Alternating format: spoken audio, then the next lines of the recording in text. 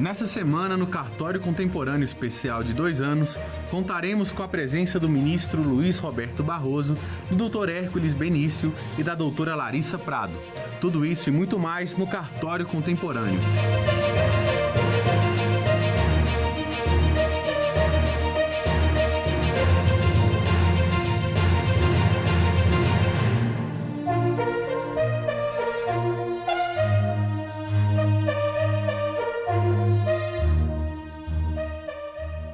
A ENO realizou o 13º Fórum de Integração Jurídica, Temas Atuais do Direito Notarial e Registral.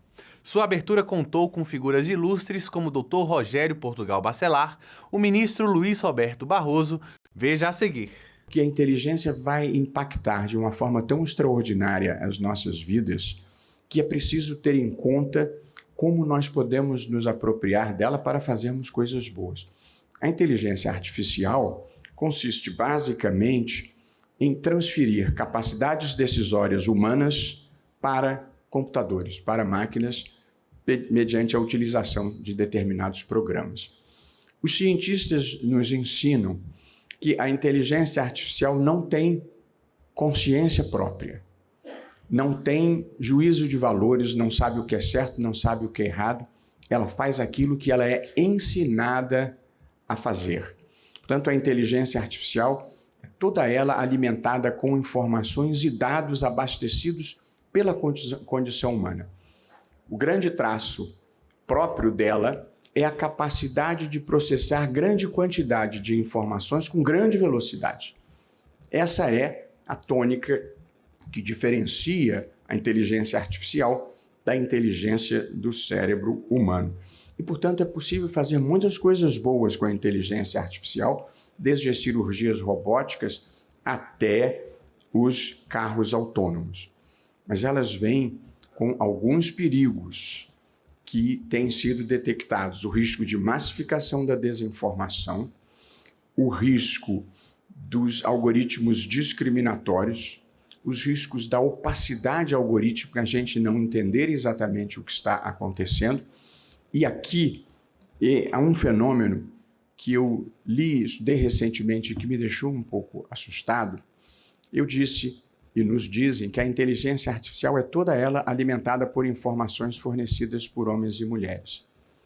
Mas houve um episódio famoso que todos conhecerão, em que o computador venceu um jogo de xadrez de um grande mestre internacional, do Kasparov. Venceu alguns e perdeu outros.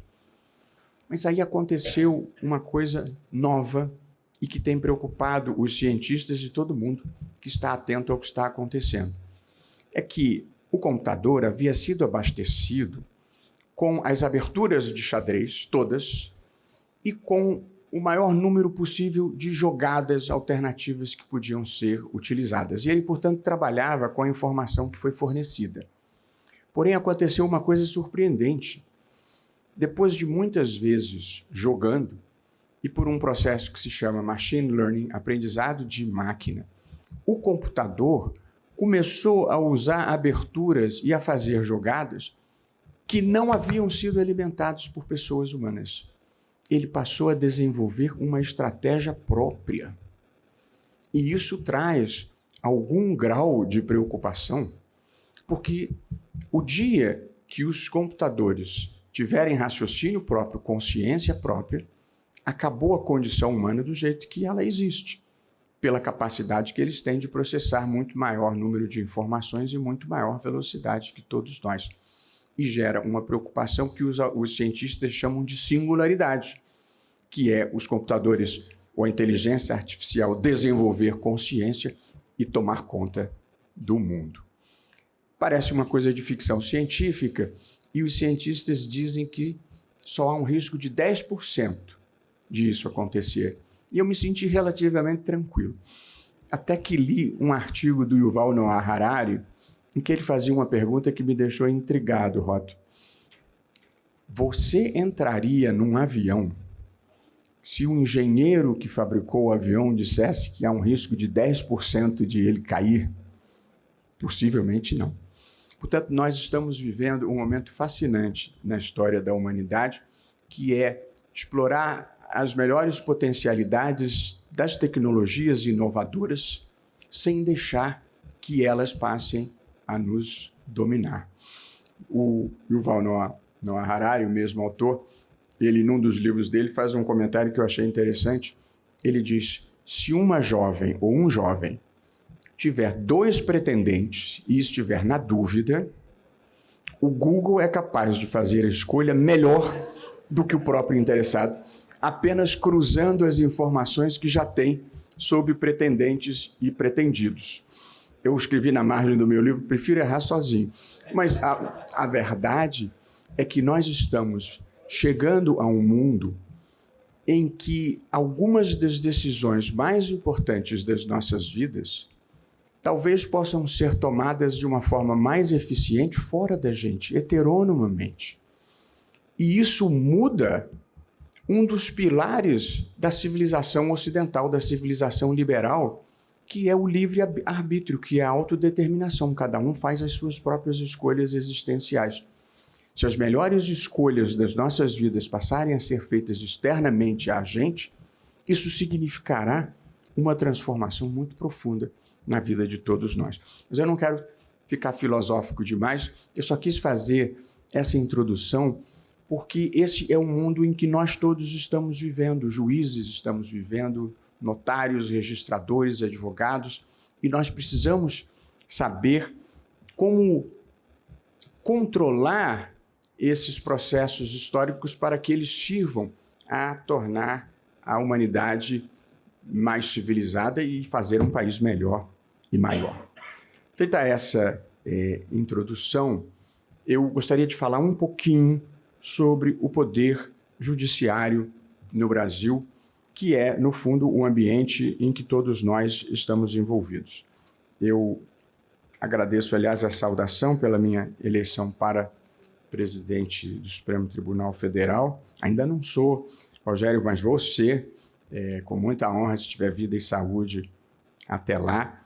E a minha maior preocupação é tornar o judiciário mais eficiente. Nós precisamos melhorar a qualidade do trabalho que nós prestamos. O judiciário no Brasil, esse mundo em que todos nós vivemos, ele vive nesses últimos anos, sobretudo sob a Constituição de 1988, um fenômeno muito expressivo de judicialização da vida. A vida no Brasil se judicializou amplamente. E nós podemos falar de uma judicialização quantitativa e de uma judicialização qualitativa. A judicialização quantitativa, ela se manifesta no fato de que nós temos no Brasil mais de 70 milhões de processos em curso. De acordo com quem faz a conta, nós temos, na verdade, 80 milhões de processos em andamento. E nós temos no Brasil uma população adulta de 160 milhões de habitantes. De modo que, se a estatística fosse uma ciência simples, nós poderíamos dizer que 1 em cada 2 brasileiros, nesse momento, estão em juízo litigando, o que é, provavelmente, o maior índice de litigiosidade do mundo. E, por mais que a gente se esforce, não há estrutura capaz de acudir a tempo e a hora com bons serviços esse volume de demanda. E, além disso, nós também temos uma judicialização qualitativa, que faz com que praticamente todas as questões de algum relevo no Brasil, políticas, econômicas, sociais e éticas, em algum momento cheguem ao Poder Judiciário e, com muita frequência, cheguem ao Supremo Tribunal Federal. A gente decide de pesquisas com células-tronco embrionárias a importação de pneu. A gente decide as mais intrincadas questões tributárias e decide sobre a queima da palha da cana-de-açúcar. A gente vai, eu diria, do sublime ao ridículo em passos largos, até porque, muitas vezes na vida, o que é importante para um é totalmente desimportante para outro. E, portanto, nós recebemos uma grande quantidade. Eu me lembro sempre, eu tenho um cunhado que vive para lá de Niterói, numa área mais rural, e ele mora numa casa, tem um jardineiro, ele ofereceu um terno para o jardineiro, disse: "Ô Pedro, você quer esse terno? Pedro respondeu, terno quero não, mas o cabide aceito sim, senhor. Por quê? Porque não usa terno. Para ele, o cabide, portanto, o que é importante na vida faz muita diferença se você está falando com uma pessoa ou outra. Mas a verdade é que nós temos um fenômeno de judicialização, e é importante eu destacar isso, porque ele impacta o papel que eu gostaria de ressaltar para os cartórios. Nós temos no Brasil 18 mil juízes, embora 22.500 vagas. O judiciário custa 104 bilhões de reais, que corresponde a 1,2% do PIB e cerca de 10% do gasto dos estados. Mas aqui nós chegamos ao ponto crucial que eu queria destacar. O tempo médio de duração de um processo no Brasil, tanto na Justiça Estadual quanto na Justiça Federal, é de 5 anos e meio. Nós precisamos ser capazes de transformar essa realidade. Com um corpo de juízes e de servidores e de serventuários qualificado e com esse custo, nós temos que prestar um serviço melhor do que esse que leva 5 anos e meio. Já conseguimos, sobretudo com a digitalização dos processos e com os processos eletrônicos, uma melhora relevante, porque os processos eletrônicos, eles levam menos tempo de tramitação, 3 anos e 4 meses. Ainda é muito e nós ainda precisamos melhorar. E há 2 grandes gargalos no processo brasileiro, ou um gargalo especialmente no processo judicial brasileiro, que está na fase de execução. O congestionamento da justiça brasileira não está no processo de conhecimento, mas sim no processo de execução. E dentro do processo de execução, ele está, sobretudo, na execução fiscal, responsável por quase 40% dos níveis de congestionamento dos processos no Brasil. Eu estou destacando esses dados que me parecem muito importantes, porque eles repercutem muito intensamente sobre atividades que, a meu ver, podem ter um papel destacado de notários e registradores. Em formação, eu organizei os dispositivos constitucionais e legais que cuidam do tema e que os senhores, evidentemente, saberão de cor. A matéria começa no artigo 236 e seus parágrafos da Constituição, que estabelece os 2 traços marcantes, eu diria, das atividades notariais e registrais no Brasil. O primeiro desses traços é o caráter privado, por delegação do poder público, e, em segundo lugar, a exigência de concurso público para ingresso na atividade notarial e de registro. Essa é a matriz constitucional, eu diria, das atividades dos cartórios.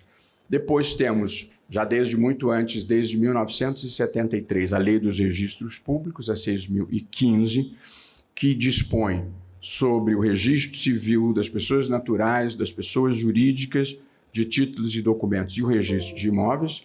Temos a Lei dos Cartórios, que é a 8.935, que regulamenta o 236.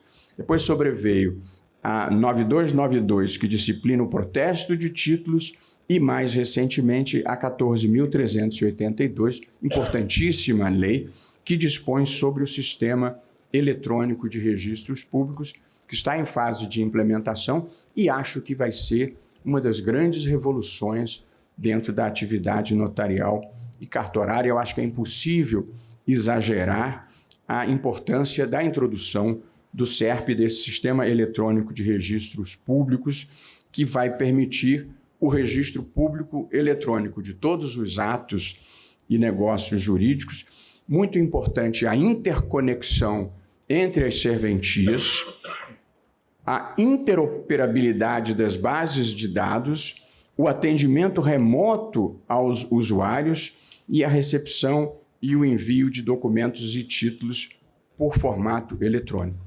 Essa é uma grande revolução que vai acontecer, as pessoas não precisam mais se deslocar fisicamente. Aliás, esse é um fenômeno que está acontecendo no mundo, que é uma certa despersonalização das relações. As relações hoje já não exigem mais uma presença física. nós podemos resolver muitas coisas sem nos deslocarmos. E no mundo empresarial, há uma desterritorialização. As empresas já não têm mais sede no local onde elas desempenham a sua principal atividade. Que também são transformações muito importantes que, às vezes, a gente não se dá conta. Mas eu considero que a implantação desse sistema eletrônico de registros públicos é extremamente revolucionária e há muitas utilidades e funcionalidades que podem decorrer daí para a melhoria da qualidade da justiça, na busca de bens, na localização de pessoas e outras atividades relevantes.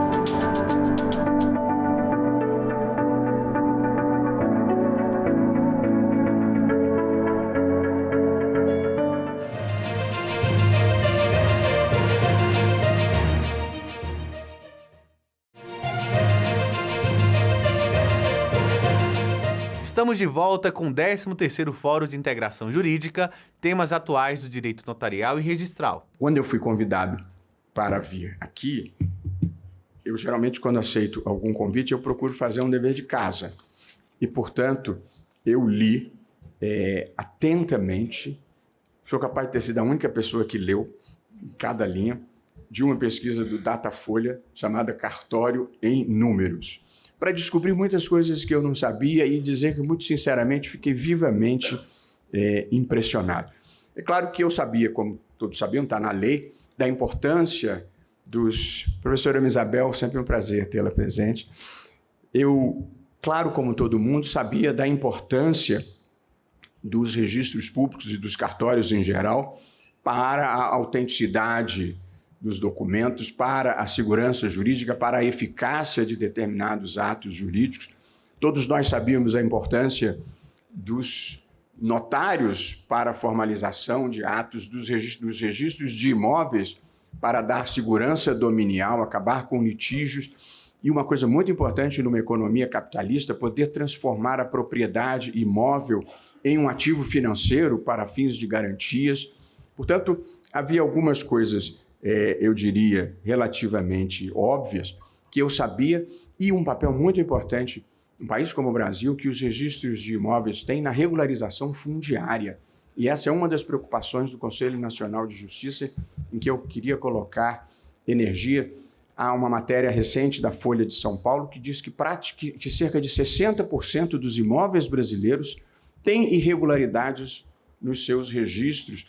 e uma propriedade que não tem o registro adequado, ela não pode ser utilizada para obtenção de crédito, não pode ser utilizada como ativo financeiro, que evidentemente faz muita diferença numa sociedade capitalista. Crédito, como nós sabemos, é alguma coisa muito importante. Eu também sabia da importância dos cartórios, sobretudo por legislação mais recente, pelas comunicações que tem que fazer a órgãos públicos e autoridades como Polícia Federal, IBGE, INSS, Receita, Ministério da Saúde, TSE, e, por legislação recente, também sabia da inclusão, eu diria, de notários e registradores no combate à corrupção, à lavagem de dinheiro e financiamento do terrorismo, pelo dever de comunicação ao COAF de toda e qualquer movimentação de natureza suspeita. E agora, como lembrou o Rafael, aliás, queria saudar o presidente da Escola Superior da Advocacia, meu querido amigo Rony Duarte, e agora, como lembrava o Rafael, esse tema importantíssimo do registro de carbono, que eu acho que é uma agenda que nós temos que avançar no Brasil. O Brasil tem que se tornar a grande potência ambiental mundial. Essa é uma área em que nós estamos vocacionados para sermos líderes globais. Nós temos energia predominantemente limpa, que é a hidráulica. Nós temos as energias alternativas e renováveis, talvez com mais fartura que em qualquer lugar do mundo, energia eólica, energia solar e biomassa. E nós temos a Amazônia, que é a maior reserva de biodiversidade do mundo, que tem a maior quantidade de espécies de fauna, de flora, de fungos. A Amazônia desempenha um papel importantíssimo no ciclo das chuvas, no ciclo das águas, e é o maior armazenador de carbono do mundo. E quando a gente derruba a floresta, a gente não apenas perde esse armazenamento, como ainda libera na atmosfera o carbono que está armazenado. Nós temos que investir numa bioeconomia da floresta para dar condições de vida àquelas 25 milhões de pessoas, sem que a floresta seja derrubada. E o crédito de carbono e esse financiamento dos serviços ambientais é um dos caminhos e, portanto, considero o avanço dessa agenda, Rafael, muito importante para o Brasil e com um papel importante que os registradores podem ter. Mas eu dizia, eu li, então, o cartório em números, presidente. Aliás, esses últimos tempos eu só tenho lido números. Eu li o Justiça em Números também, para me situar no Poder Judiciário, e li o cartório em números. E, aliás, eu penso que a vida mudou muito. Antigamente, quando eu era adolescente, se dizia assim, tão burrinho para matemática, vai ter que fazer direito. A vida não é mais assim. Hoje em dia, juiz que não sabe fazer conta, juiz que não sabe identificar quem é que vai arcar com o ônus da sua decisão, não estará praticando boa justiça. Saber quem paga a conta é essencial para realizar a justiça. E o mundo vive o que eu gosto de chamar de um giro, uma virada empírico-pragmática. Hoje em dia, a gente tem que prestar atenção nos dados e a gente tem que monitorar resultados e sair um pouco desse mundo abstrato em que frequentemente nós vivemos. O pragmatismo significa ver se funciona e que resultados está produzindo. Às vezes a gente imagina alguma coisa que acha muito interessante, muito eficiente, e quando vai ver, não é. Eu me lembro sempre de uma história que se conta de uma cidade medieval na Itália que teve uma infestação de ratos. Para combater a infestação de ratos, a municipalidade passou a pagar um dinheiro a quem entregasse um rato morto, que parecia uma política pública excepcional. Até que, um ano depois de prática dessa política pública, foram ver os resultados e tinha aumentado exponencialmente a quantidade de ratos. E foram entender por que a população passou a produzir rato para vender para o governo. Portanto, é preciso prestar atenção numa política pública para ver se ela funciona. A vida passou a ser assim. A gente tem que traçar metas baseado em dados, em números, em estatísticas e pesquisas, acabar com esse mundo brasileiro em que as pessoas acham sem ter procurado, e, em seguida, monitorar se os resultados estão se produzindo. E, se não tiver, a gente tem que procurar, evidentemente, outro caminho. E, portanto, eu fui aos números do cartório em números, dos cartórios em números, E fiquei sabendo, muitos aqui saberão, mas eu não sabia, que existem 13.440 cartórios distribuídos pelos 5.570 municípios. É capaz de ter mais cartório do que comarcas no Brasil, o que é uma observação interessante. Também fiquei sabendo que o mundo notarial e registral emprega 125 mil pessoas, que já fez no combate à lavagem de dinheiro, que considero um dos caminhos mais importantes para o enfrentamento da corrupção, 6.500.000 comunicações ao COAF, e uma coisa que me é muito querida e certamente será também para as mulheres aqui presentes, nos cartórios existe praticamente igualdade de gênero. São 6.613 titulares homens e 6.368 titulares mulheres. Esse é um número extraordinário que a gente não conseguiu ainda no Poder Judiciário e menos ainda no Poder Legislativo, que é paridade de gênero, ou pelo menos ter uma ascensão continuada e significativa de mulheres nos cargos de direção. Uma das razões para isso é o fato de que os cargos são providos por concurso público.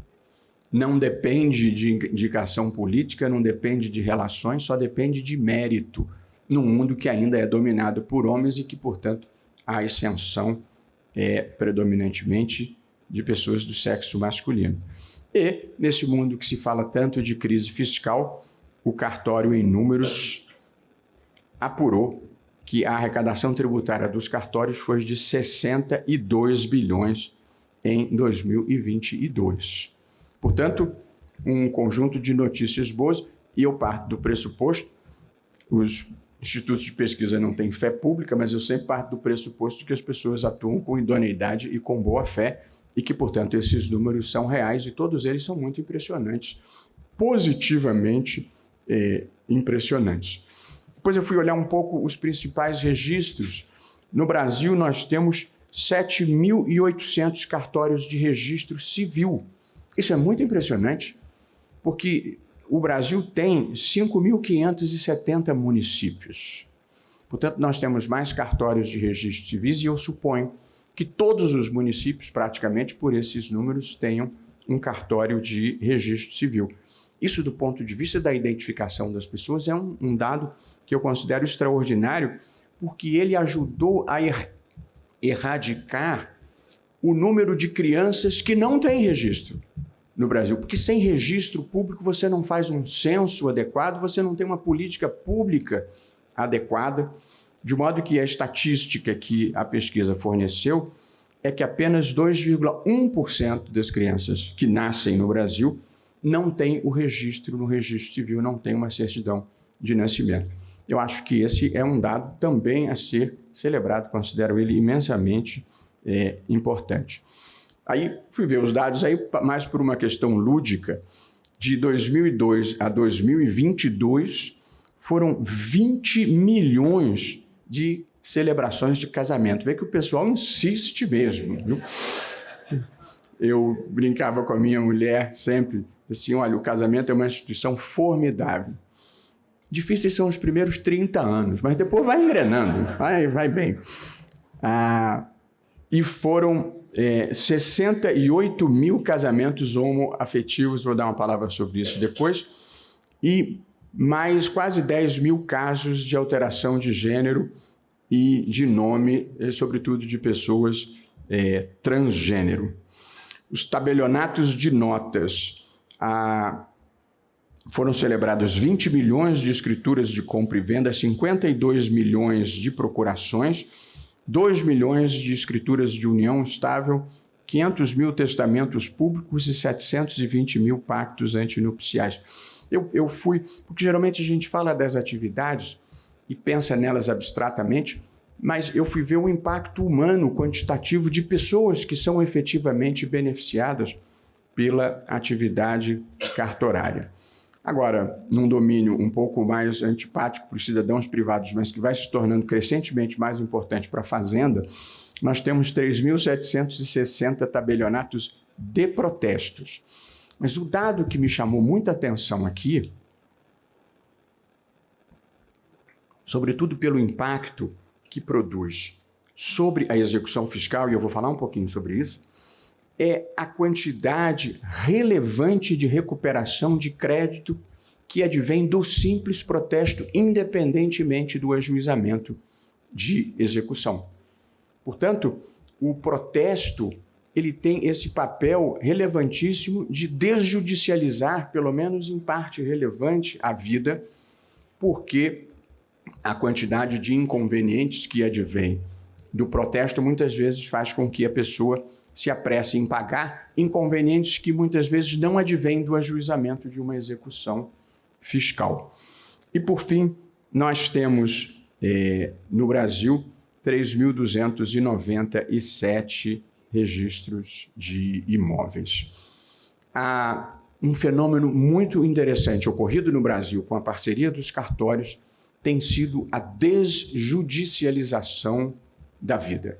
E eu acho que talvez, sobretudo para os cartórios de notas, esse seja o caminho mais extraordinário para desafogar a justiça brasileira, prestando um serviço mais célere e mais eficiente e mais barato para o país, que é as diferentes possibilidades de desjudicialização.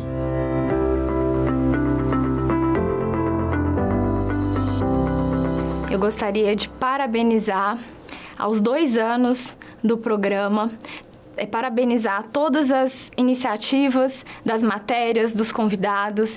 Eu sou uma participante e também assisto aos programas. Eu acredito que faltam programas como esse nas nossas redes sociais, na televisão, para que levem ao conhecimento da população sobre os seus direitos, sobre esses serviços públicos, porque certamente todas as pessoas em algum momento da sua vida já passaram por algum cartório, seja no nascimento, no casamento, na transmissão imobiliária. Então, é muito importante que as pessoas tenham conhecimento das evoluções tecnológicas, das modernidades recentes nos cartórios. Então, parabéns por essa iniciativa do programa, parabéns por todas as entrevistas feitas e que tenha muito mais sucesso nos próximos anos que estão por vir.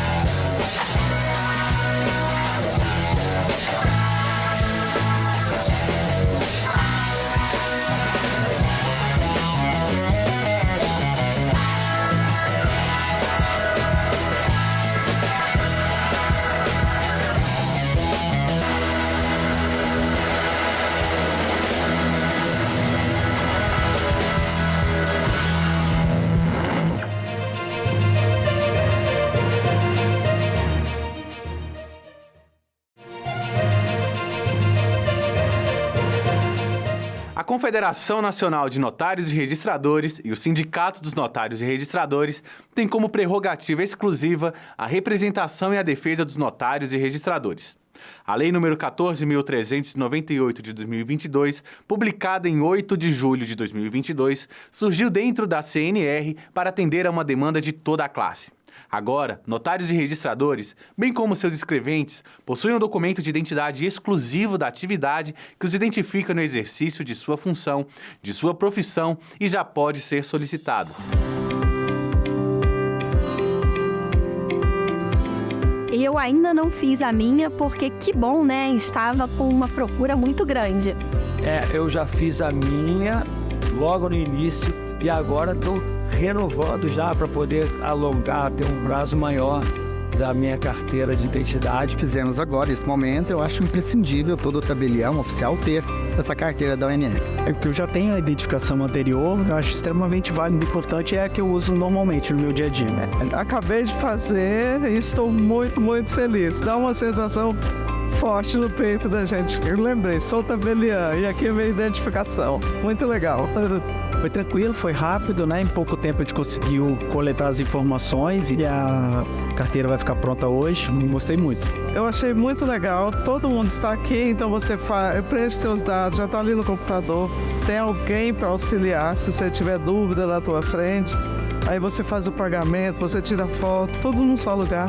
Muito rápido, prático, muito bacana.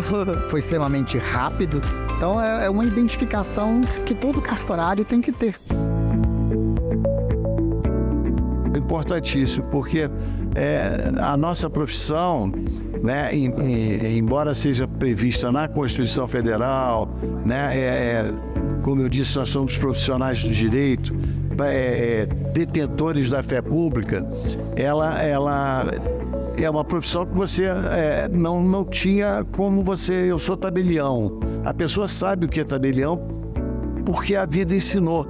Mas essa legalidade da profissão não era tão grande como depois agora com a nossa identificação, com validade de identidade em todo o território nacional. Eu sou tabelião no Brasil inteiro.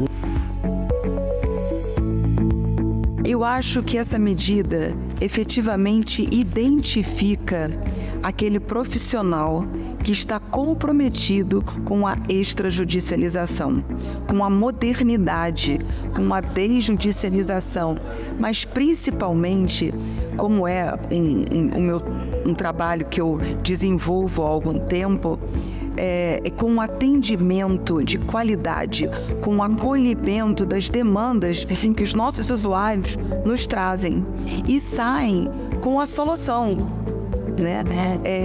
A solução muito mais, não é só eficaz, ela é mais rápida, né? Então, desjudicializar, ou como se diz agora, extrajudicializar, é realmente trazer uma qualidade para o mundo jurídico. Na minha cidade, que é uma cidade do interior do Rio de Janeiro, lá onde eu detenho a minha delegação de um cartório, todo mundo, as pessoas me conhecem, a maioria das pessoas da cidade não é tão grande, e me identificam como sendo o tabelião. Ele é o doutor Reinaldo, o tabelião. Agora, já aqui em Brasília, São Paulo, eu tenho que me identificar, olha, eu sou tabelião. Antes era a minha carteira de motorista que... Né, todos nós somos profissionais de direito formados em direito, porém eu sou tabelião e não sou um advogado. O título de advogado é privativo dos inscritos na OAB e a nossa profissão ela é incompatível com o exercício da advocacia. Então, eu não sou advogado. O que isso é? Tabelião. Se a pessoa não souber o que é tabelião, eu não sou nada. Não era, né? Hoje acabou isso. Agora nós nos identificamos com juridicamente e com a certeza de que no Brasil inteiro essa nossa identificação ela tem validade. Eu acho muito importante em vários sentidos, até num sentido que eu chamaria de pedagógico, que é o seguinte: não são todos os cidadãos que sabem quem é um oficial de cartório, um registrador, um notário. Não são todos que conhecem. A partir do momento que a gente tem uma identificação e a gente ostenta positivamente essa identificação, é uma forma de nós nos darmos a conhecer para a sociedade de uma maneira geral. Então eu acho, e também inspira em nós um orgulho da atividade que a gente exerce, que é tão útil para a sociedade, né, que traz tanta cidadania para a população brasileira. Eu vou chegar no meu estado, que eu sou do Mato Grosso, e já vou incentivar os meus colegas a fazer a identidade. E vou explicar que é rápido, que é tranquilo de fazer. Vou divulgar isso no meu estado, com toda certeza. Que façam a carteira para poder usar ela no dia a dia, até a carteira profissional mesmo, de notário e registrador, extremamente interessante, né? Já que as outras profissões também têm, né? Como engenheiro, advogado, então nada mais justo a gente ter a nossa também. Então eu acho que é uma forma de nós nos identificarmos em foto conjunto, né? De nós nos identificarmos para a população e nós darmos a conhecer a nossa profissão e, consequentemente, o nosso serviço também. Então, acho que é motivo de muito orgulho.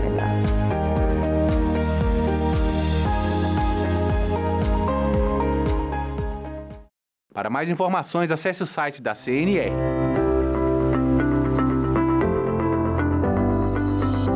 A CNR está de parabéns, acerta muito nesse diálogo com a TV Justiça, porque, evidentemente, quando a gente pensa em justiça da TV Justiça, nós pensamos nos tribunais, etc. Mas o dia a dia da população brasileira ele é feito também através dos cartórios, né? É ali que boa parte da vida das pessoas ficam, o casamento, o divórcio, a compra, a venda, o carro, a casa, enfim, o testamento, essa coisa toda, tudo fica ali nos cartórios. E, portanto, a nossa confederação está de parabéns, as federações estão de parabéns, os sindicatos estão de parabéns e obrigado à TV Justiça por abrir esse espaço para desmistificar um pouco o que é o cartório. É inegável que ainda há uma fama não real de que cartório é justamente o contrário, né? Aquele lado burocrático. Não, então acho que esse programa vem aí a desmistificar essa imagem ainda arcaica, sabe, bem ruim ainda que se tem, que não é real sobre o serviço delegatário brasileiro.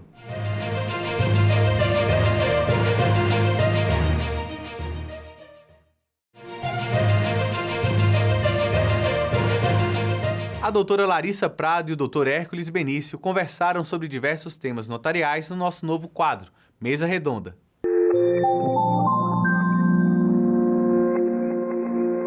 Os cartórios aumentaram em 80% a emissão de apostilamentos no Brasil.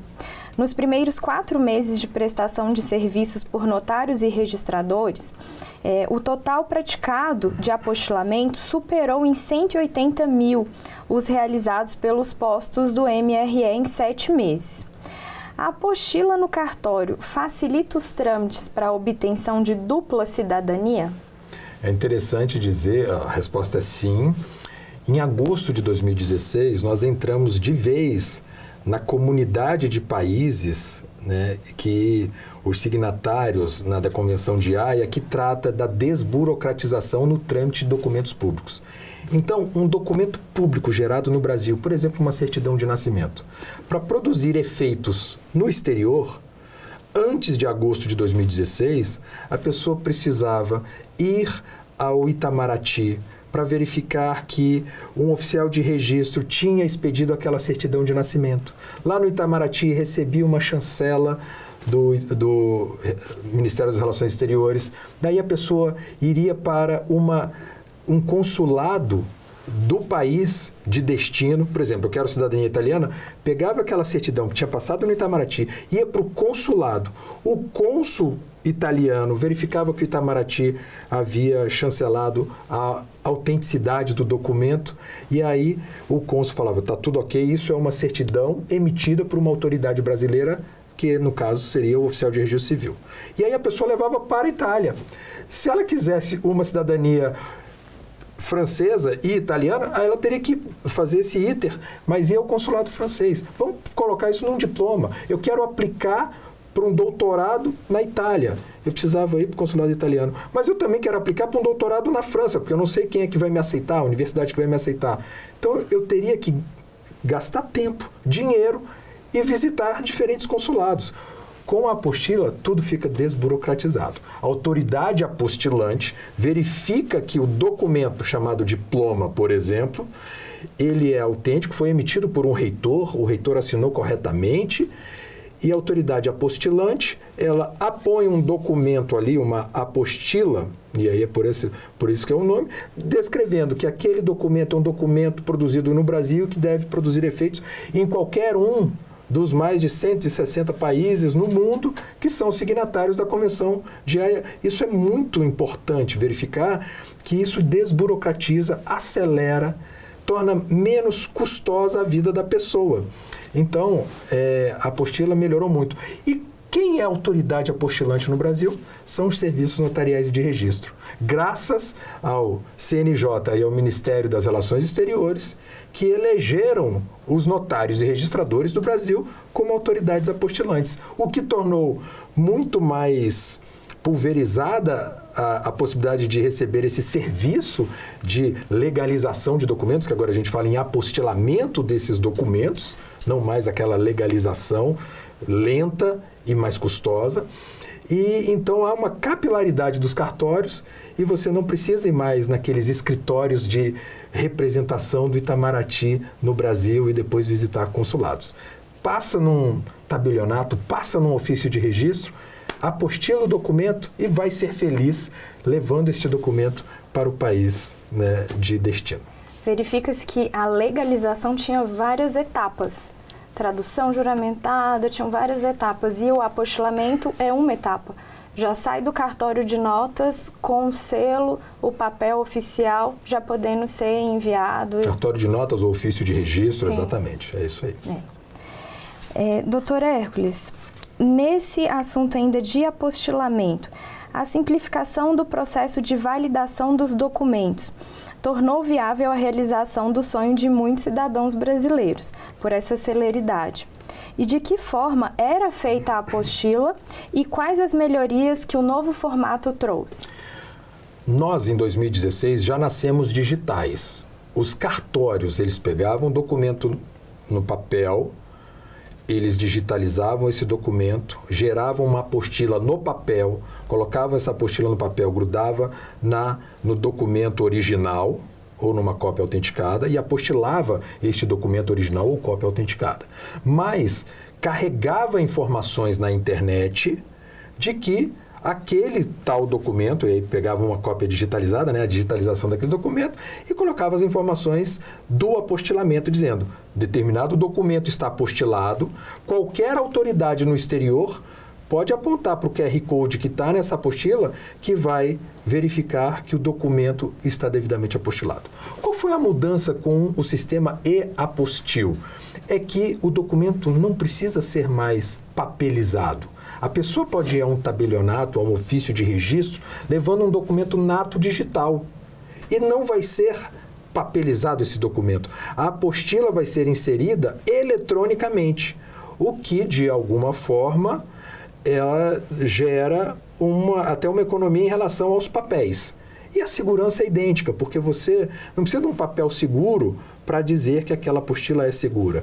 Basta que você tenha elementos da autoridade apostilante dizendo que aquele documento, ele é autêntico, quem assinou o documento tinha a qualidade de um agente público capaz de emitir o documento. Então, a apostila, ela se presta a isso, a verificação da autenticidade de um documento público brasileiro e a qualidade do signatário daquele documento para ter autoridade de expedição do documento. Vem o ofício de registro, vem o tabelionato e diz que aquilo está tudo ok, está tudo certo, então já pode produzir efeitos no exterior e a comunidade, né, das nações que vem aceitando essa forma de desburocratização de produção de efeitos para documentos públicos é muito grande e o Brasil, em muito boa hora, prestigiou notários e registradores para esse tipo de serviço. E esse novo formato do e-apostil, eu acredito que até a segurança jurídica fica até maior, porque quando se diminui as etapas mecânicas que envolve a pessoa, o escrevente, pode ocorrer uma falha humana numa menção ali de um preenchimento de um campo e por causa de alguma coisinha que foi ali transcrita de maneira equivocada ou uma digitalização que não foi tão fiel ao original, pode inviabilizar a utilização desse documento quando ele for apresentado fora do país. E, de forma digitalizada, como não se papeliza nada, as informações elas são passadas diretamente do digital para o digital. Então, a falha humana, a possibilidade de erro, eu acredito que diminui imensamente. Diminui, mas é interessante que a gente precisa combinar com os destinatários do documento. Para aceitar. Eventualmente o país de destino vai falar, poxa, está estranhando, está tudo muito moderninho para o meu gosto. Eu quero é o papel, eu quero é o carimbo. E aí, esse é o problema. A gente precisa combinar com os destinatários sobre essa modernidade. Paulatinamente, os países vêm aceitando. É isso aí. Doutor Hércules, por fim, qual é a sua visão sobre o futuro da atuação dos registros públicos na prestação dos serviços à população e de que forma tem contribuído? Os registros públicos, eles contribuem para a publicidade das manifestações de vontade, para a correção também dessas manifestações. Repare a postura de um tabelião de notas quando ele molda a vontade das partes ao ordenamento jurídico. A questão da identificação das pessoas, verificação de capacidade. Cada vez mais a população e o poder público tem prestigiado os notários e registradores como esses agentes públicos da paz social, mas que garantem segurança, publicidade, autenticidade e eficácia aos atos. O que eu tenho a dizer é que os notários e registradores muito têm a contribuir para a sociedade, para o poder judiciário, e acredito que cada vez mais os serviços serão aumentados no sentido de contribuir para a segurança jurídica. Esses princípios citados pelo Dr. Hércules são a base dos serviços notariais e registrais, e eu acredito que, como acabamos de mencionar, as pessoas ainda não acreditam quando não enxergam o papel de segurança do cartório sem o carimbo do cartório. Mas com a pandemia, com a digitalização, os cartórios estão muito mais modernos. E com mais, a segurança jurídica, ela está garantida com aquele QR Code, com aquele selo eletrônico, que é possível de qualquer lugar do mundo, com internet, se verificar aquela autenticidade daquele documento. Então, as pessoas pararam de ter que levar o documento em papel no cartório para o cartorário ter que apreciar. Então, as pessoas podem mandar tudo digitalizado, de maneira nato digital também, que o cartório vai verificar. Então, isso é importante, que as pessoas aprendam e escutem mais bate-papos como esses nossos aqui, para poder verificar que os cartórios se modernizaram. Então, é possível sim fazer um serviço cartorário totalmente à distância e ele ter a mesma segurança e ser aceito. Então, os registros públicos, eles corroboram com a segurança jurídica, eles desafogam o poder judiciário, ele desburocratiza vários serviços que demoram muito no poder judiciário. Então, confiem nas instituições cartorárias, tirem todas as dúvidas com os tabeliães e os registradores que vocês possuem confiança, porque os cartorários estão aqui para contribuir e para entregar um serviço de qualidade. Exato. Doutor Hércules, uma honra poder participar desse bate-papo aqui hoje e ficamos à inteira disposição para qualquer outra oportunidade.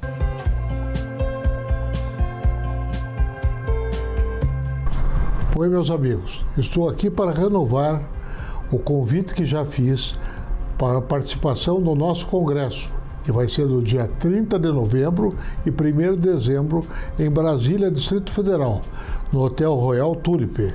O tema: gestão, compliance e sustentabilidade. Teremos a presença de ministros, desembargadores, juízes, procuradores, promotores, notários e registradores, além de acadêmicos de direito. Conto com a presença de todos. Um grande abraço.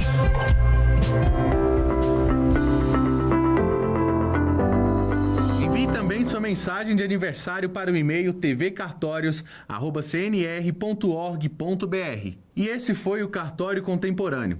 Eu sou Duda Meirelles e foi um prazer tê-los aqui conosco nesses 2 anos. Se você perdeu alguma parte ou gostaria de rever o programa, temos uma reprise toda segunda-feira, 19 horas, na TV Justiça ou no YouTube da Confederação dos Notários e Registradores. Te aguardo quinta-feira, 19 horas, na TV Justiça. Até lá!